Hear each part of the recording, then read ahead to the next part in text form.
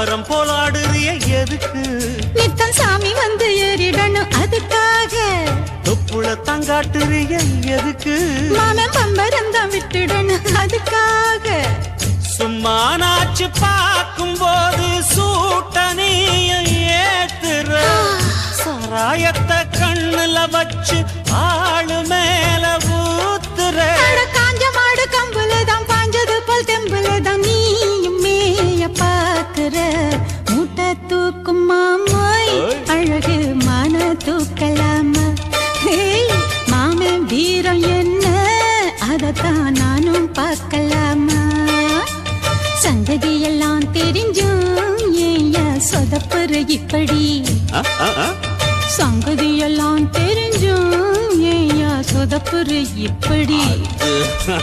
சொர்க்க வாசல் கதவு உனக்கு